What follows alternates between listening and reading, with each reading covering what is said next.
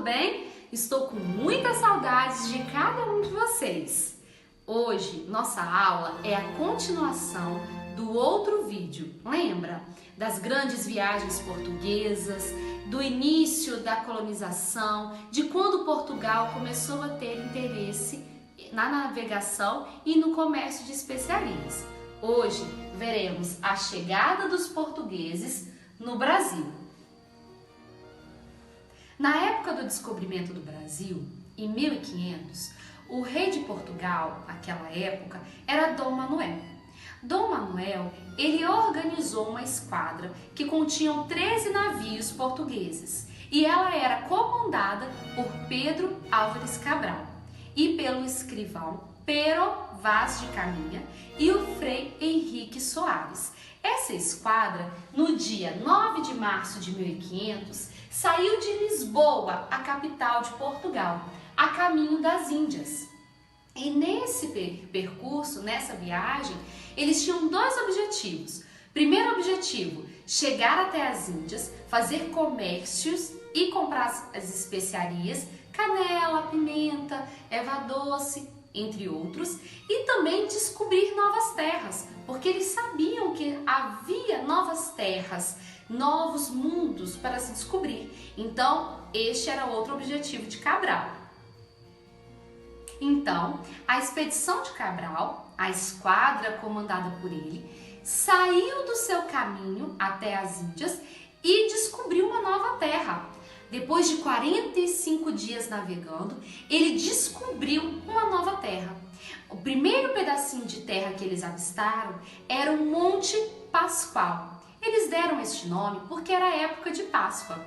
Seguindo viagem, depois que eles avistaram esse monte, eles chegaram no dia 22 de abril, a esquadra de Cabral chegou às terras que hoje formam o Brasil. Eles chegaram nas terras que hoje formam o estado da Bahia.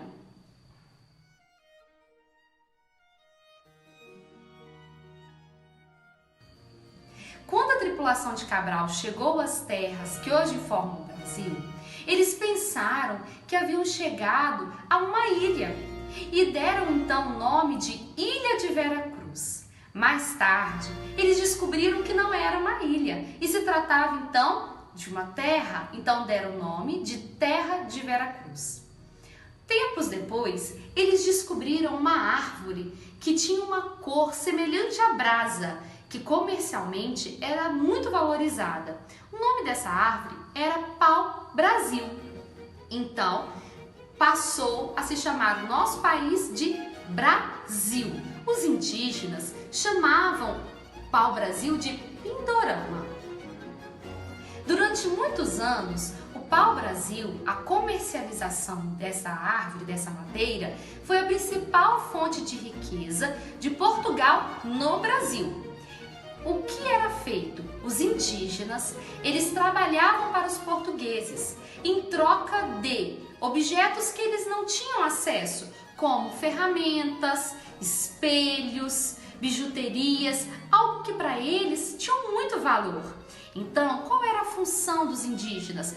Cortar essa madeira e levar até as feitorias. Feitorias eram construções que se localizavam no litoral, porque depois essa madeira era levada até os navios e transportada para Portugal, para então ser transformada em tinturas e em móveis.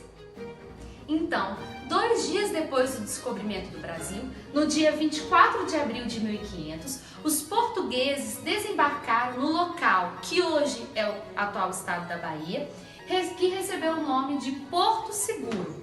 Lá, eles avistaram os habitantes daquele local e deram o nome de índios. As viagens marítimas portuguesas, elas eram compostas de um escrivão que anotava todos os relatos importantes da viagem, escrevia para o rei de Portugal e pelo comandante, que anotava tudo em seu diário de bordo. Esses documentos, esses relatos, são muito importantes para que hoje nós possamos contar a história deles, para que nós possamos saber como que foi o descobrimento do nosso país. Outra data muito importante que nós devemos ressaltar é o dia 26 de abril de 1500. Foi quando o Frei Henrique Soares de Coimbra celebrou a primeira missa no território brasileiro, em agradecimento ao descobrimento da nova terra. Por fim, no dia 2 de maio de 1500, foi celebrada a segunda missa no Brasil. Essa segunda missa foi celebrada porque os portugueses prosseguiram com a viagem para as Índias.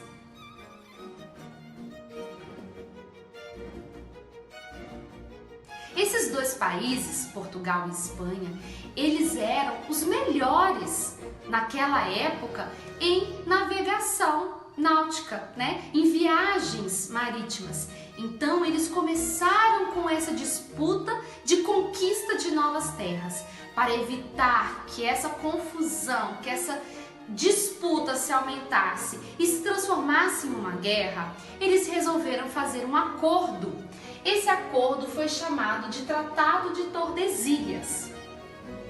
Esse acordo, então, fazia com que essas duas potências náuticas, Portugal e Espanha, eles dividissem as terras que já haviam conquistado e aquelas que eles ainda iriam conquistar. Eles iriam dividir através de um meridiano, porque eles imaginavam que a terra era dividida em um meridiano. Esse meridiano chamado Tordesilhas, por isso o nome Tratado de Tordesilhas. E ele foi assinado em 1494.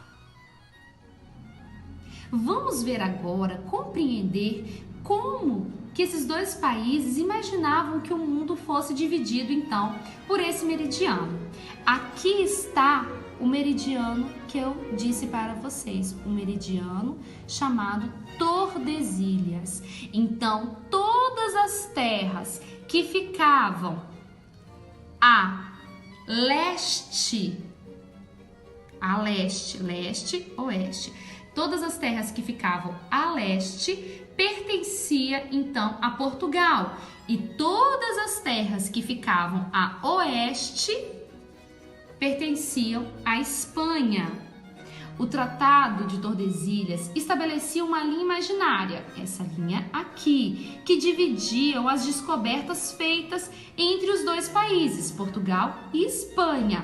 Então, relembrando, as terras que ficavam a leste, à direita desse meridiano, pertenciam a Portugal. E as que ficavam a oeste, à esquerda, pertenciam então à Espanha.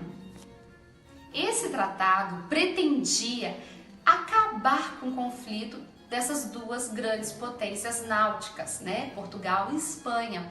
Mas alguns países que não foram incluídos neste tratado, como a Inglaterra, a Holanda e a França, eles começaram então a não reconhecer esse tratado e começaram a piratear as embarcações espanholas e portuguesas, roubando então a mercadoria, principalmente o pau-brasil. Meus queridos, minhas queridas, espero que tenham gostado do vídeo, que tenham compreendido a matéria. Foi feito tudo com muito amor, com muito carinho, pensando em vocês. Estou com muitas saudades, mas sei que o nosso retorno será breve. Beijos no coração de todos, tchau, tchau, até mais!